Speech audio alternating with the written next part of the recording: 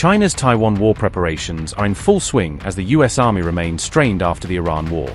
China turns cargo ships into potential war tools as Beijing rushes to mobilize its massive civilian fleet. China's merchant fleet is being readied for war, raising questions over whether she is learning from Iran's Hormuz tactics. Beijing's hidden sea advantage? Merchant ships could be brought in to support China's military operations. Merchant ships could become military assets as China pushes a rapid plan to mobilize its civilian fleet. Beijing's potential Taiwan game changer?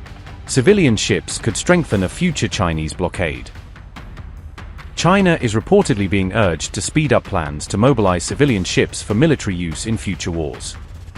An article in Defense Industry Conversion in China said civilian vessels could provide critical support for Chinese military operations during wartime. The article said China's growing maritime security requirements and military needs had made the rapid mobilization of civilian ships increasingly important. Experts said Beijing should draw lessons from Britain's 1982 Falklands War experience, according to the South China Morning Post. Li Jin said, and I quote, "As China's national security and development interests continue to extend into the maritime domain, the growing demands for maritime rights protection and military operations have increasingly highlighted the critical role of civilian ship mobilization." Unquote. Britain had mobilized dozens of commercial ships within days during the Falklands War to transport aircraft, fuel, troops, and other critical military supplies. Li urged China to build a detailed database covering civilian ships, including their speed, cargo capacity, ownership, and available crews. The proposal also called for detailed plans covering command structures, communication systems, and the rapid mobilization of civilian ships during wartime.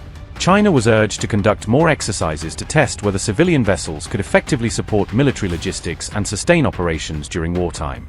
Experts also called for new civilian ships to be designed with features that would allow them to be rapidly converted for military use when required. The Zhenhua 33 semi-submersible vessel was cited as an example of a civilian ship that could offer significant dual-use potential during military operations. China also recently sparked debate after modular missile systems were reportedly seen aboard the Zhongde A-79, raising fresh concerns over civilian-military integration. These developments raise questions over whether Beijing could eventually transform parts of its massive merchant fleet into combat support or even frontline platforms.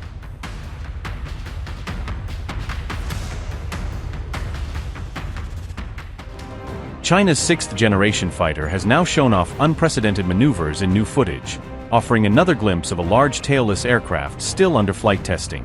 The footage showed the Chengdu-developed aircraft executing a complex high-alpha move, moving through an extreme nose-up attitude before a sharp descent and recovery. The aircraft enters high-alpha flight at a demanding angle of attack, where airflow over its wings and control surfaces becomes far less stable and predictable. It then pitches over rapidly before entering a steep descent, requiring the flight control system to manage a sudden and dramatic shift in aircraft attitude. The jet transitions from high-alpha flight into a near-vertical dive, a move that can rapidly increase speed while reducing the pilot's margin for error. It performs a sharp recovery while maintaining aircraft control, avoiding an aerodynamic stall or loss of stability as forces rise during the pullout. The aircraft must rapidly manage changing airspeed and energy, preventing it from gaining too much speed in the dive or losing too much for recovery. It continues climbing immediately after recovering from the dive, showing that it retained enough energy, thrust, and control authority to regain altitude.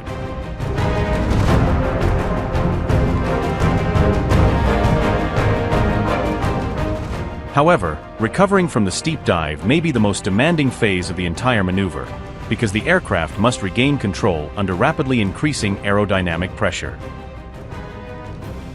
The flight control system must manage rapidly changing angles of attack, shifting the jet from an extreme nose-up condition into a steep descent and controlled recovery. It must maintain control as airflow becomes less predictable, particularly around a tailless airframe that lacks conventional horizontal and vertical stabilizers. The aircraft has to control rapidly changing airspeed during the dive, preventing excessive acceleration that could strain the airframe or complicate the recovery.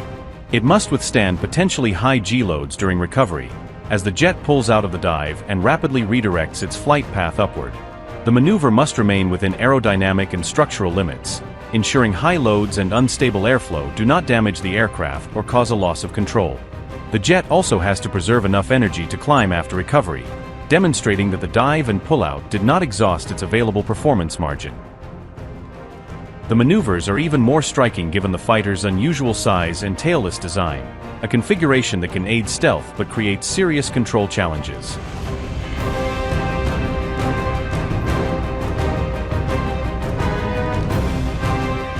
China's new fighter must overcome a major control problem created by its tailless design, because conventional tails normally provide critical pitch, yaw, and stability control.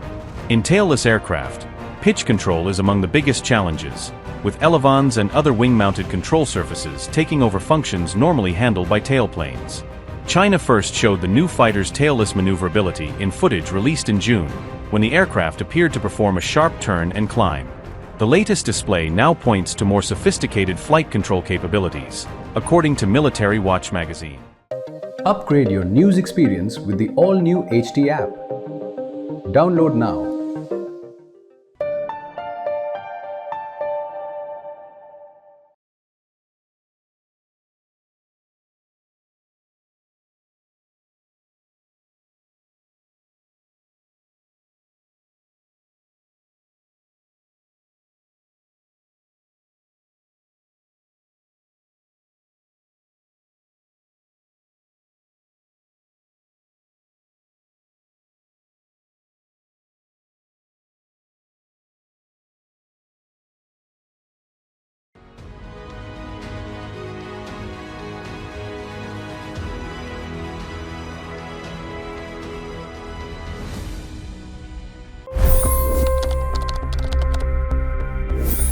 $25 crore गरीब गरीबी को परास्त करके बाहर निकले।